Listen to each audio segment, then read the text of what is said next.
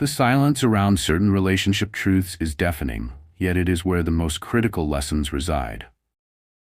We are conditioned by a lifetime of romantic mythology to believe that love is synonymous with endless forgiveness, that all wounds eventually heal with time, and that the ultimate virtue lies in enduring struggle for the sake of companionship. We are told to try harder, to understand their pain, to always extend the second chance. But the brutal, necessary truth is this: some actions don't just damage a relationship, they are fundamentally incompatible with the existence of a healthy partnership. They are not mistakes, they are patterned, calculated choices, and to forgive them is not an act of love for another, but a profound act of self-betrayal. Today, we must speak about the acts that demand an immediate, non-negotiable exit. The behaviors so corrosive that accepting them means sacrificing your own sanity, dignity, and future. This conversation is not about hate or starting a conflict. It is a declaration of self-respect. It is about recognizing the point at which staying becomes an endorsement of your own destruction.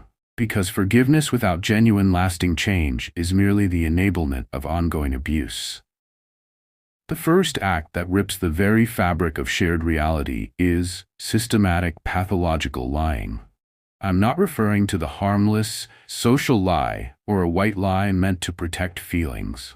I'm talking to the person who constructs an entire alternate reality and expects you to inhabit it. This is the partner who lies about their whereabouts, their financial dealings, the people they spend their time with, all the way down to trivial daily details.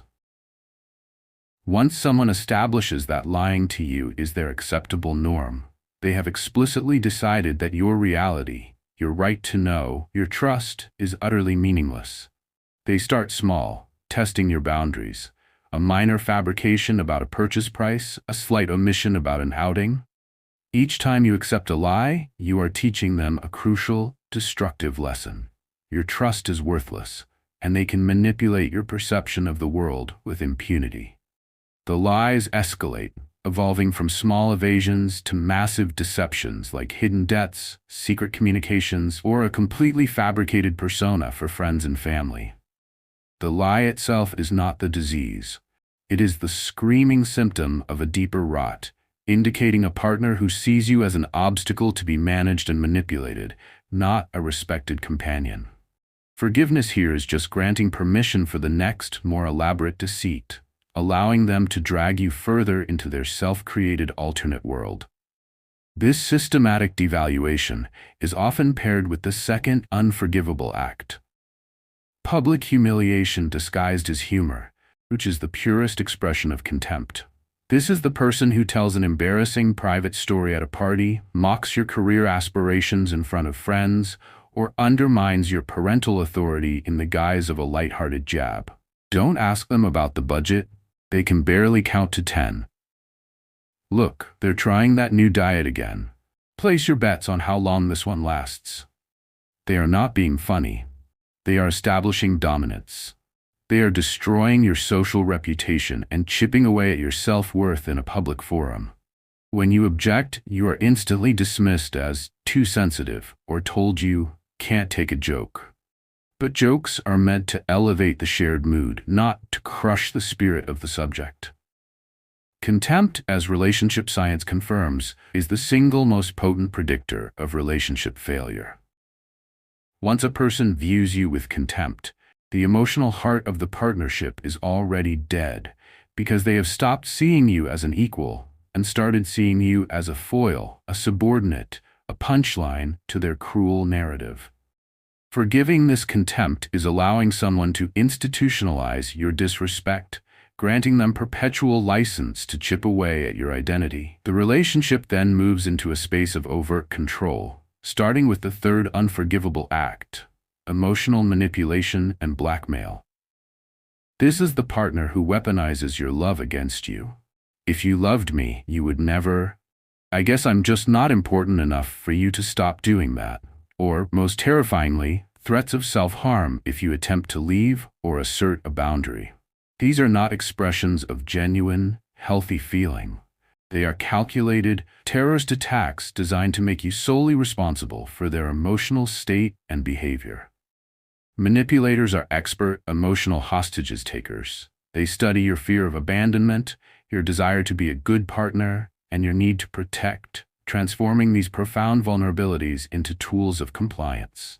They force a choice: sacrifice your desire, your need, or your freedom, or they will suffer, and it will be your fault. The profound truth is that someone who genuinely loves you would never use your love as a weapon. They would never hold your compassion hostage. Real love is built on choice and freedom. Manipulation is built on guilt, fear, and obligation. If their primary relationship tool is manipulation, they don't love you. They love controlling you. This insatiable need for control escalates to the fourth act: boundary violation presented as intimacy or caring. This is surveillance in the costume of romance. It is the person who goes through your private phone while you are asleep, who interrogates you about every text message and friendship, who shows up at your workplace or your scheduled alone time unannounced because they just missed you too much. They frame this as passionate attachment, as being so in love they can't help themselves. But it is not love, it is ownership. Privacy is not about hiding secrets. It is the fundamental maintenance of individual identity within a partnership. When a partner consistently violates your personal space and autonomy, they are explicitly stating that you do not deserve the basic respect of being treated as a separate whole person with your own thoughts and experiences.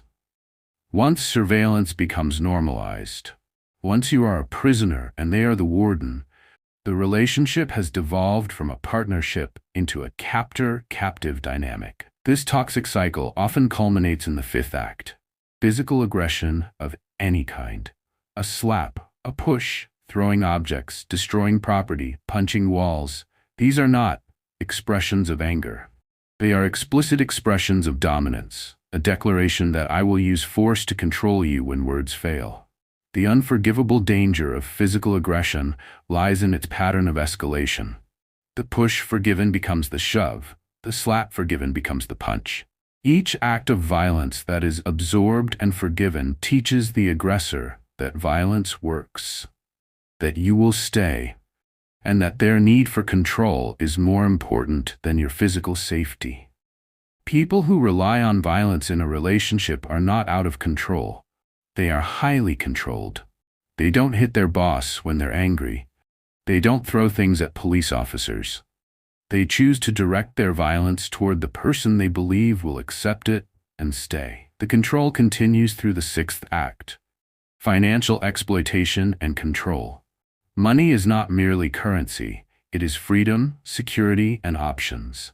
The person who runs up secret debt, sabotages your career to keep you dependent, treats your income as a joint resource while their own is kept separate, or repeatedly forgets their wallet while spending yours freely, is committing a strategic act of abuse.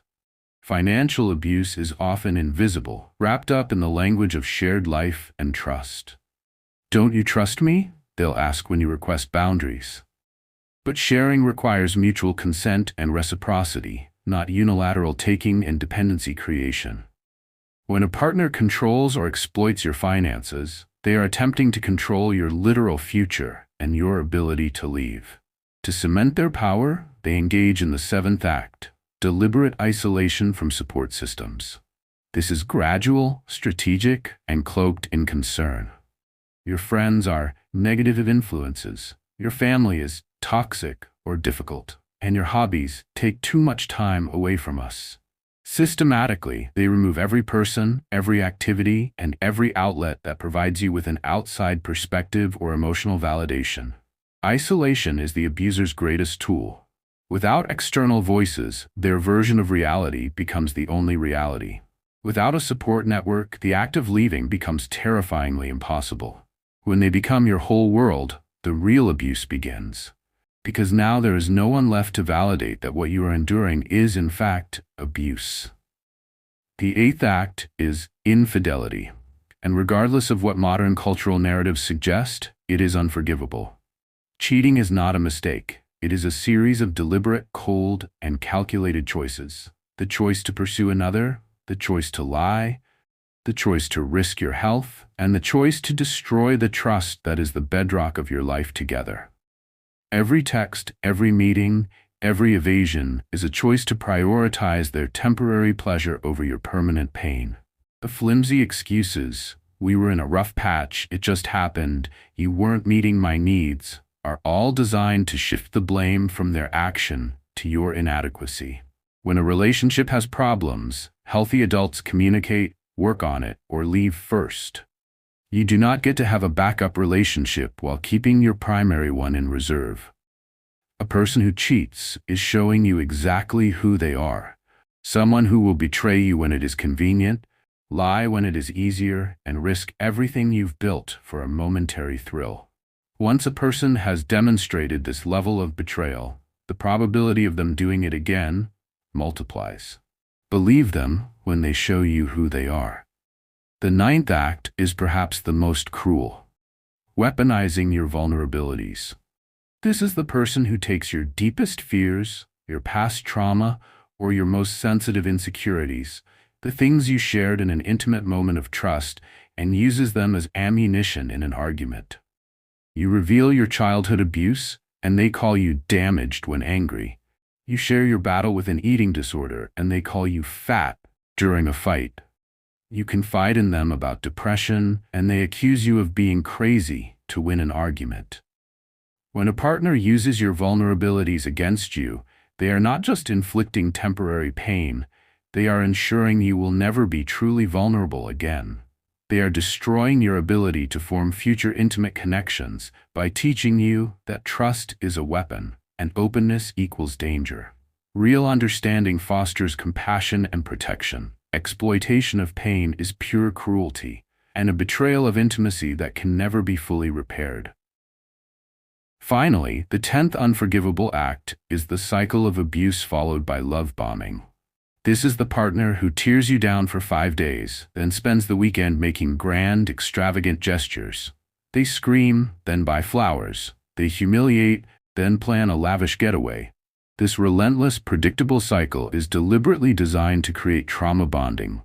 The crushing lows make the momentary highs feel like profound salvation, creating an addiction to the relief period.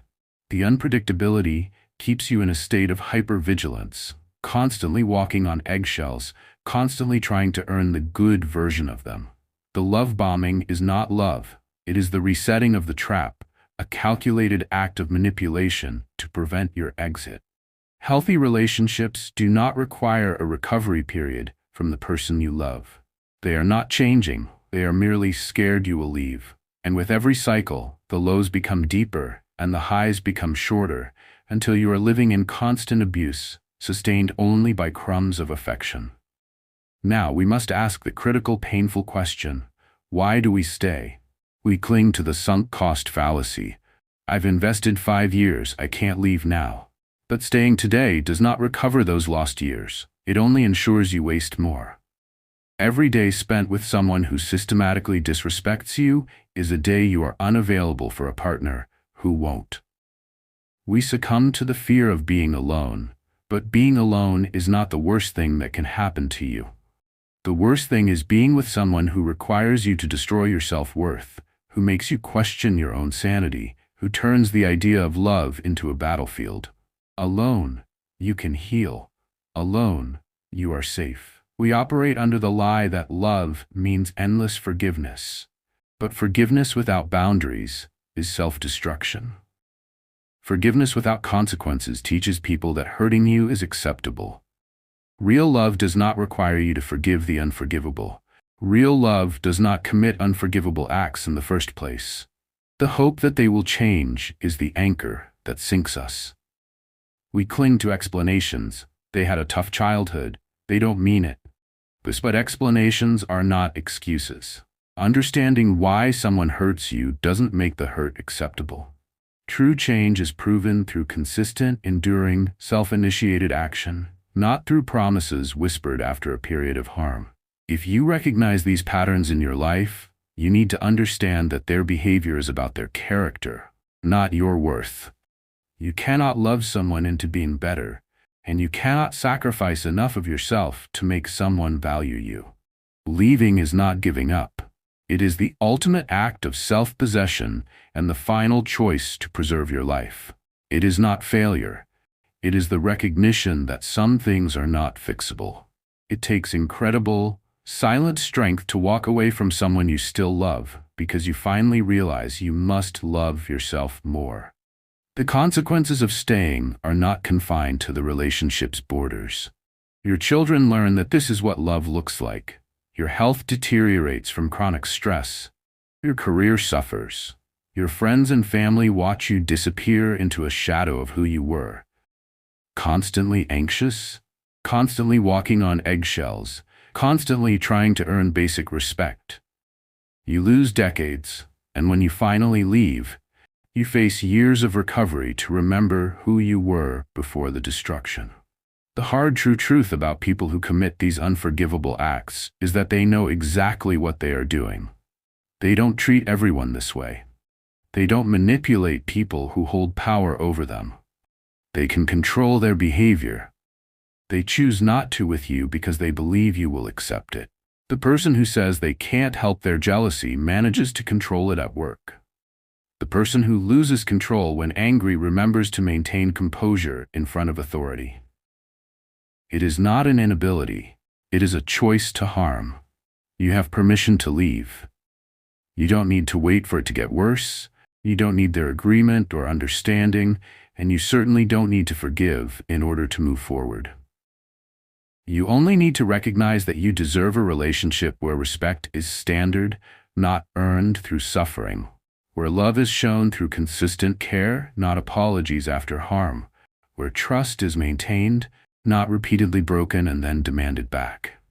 Boundaries are not mean, they are necessary. Saying, "I won't accept lies" is not harsh, it is healthy. Saying, "I won't tolerate disrespect" is not demanding, it is basic. Saying, "I won't forgive abuse" is not unforgiving, it is self-preservation. The world will try to convince you that unconditional love means unconditional acceptance of toxic behavior. That is a lie. Real love has conditions: respect, honesty, safety, and trust. Without these fundamental conditions, it is not love. It is exploitation wearing love's costume. The unforgivable acts we have discussed are not mistakes or misunderstandings. They are calculated choices to harm, deceive, control, and exploit. And when someone makes these choices repeatedly, they are telling you exactly who they are. Believe them. Don't forgive them. Leave them, because your life is too valuable to be wasted on someone who treats it as disposable. Stop asking, "How can I make this work?" and start asking, "Why am I accepting this?" Stop wondering when they will change and start recognizing, this is who they are. Stop thinking, "But I love them," and start remembering, but they don't love me, not healthily, not acceptably. You get one life. You don't get these years back. The strongest thing you can do is not to endure the abuse, but to refuse it. The most loving thing you can do for yourself is not to forgive the unforgivable, but to free yourself from anyone who would ever ask you to.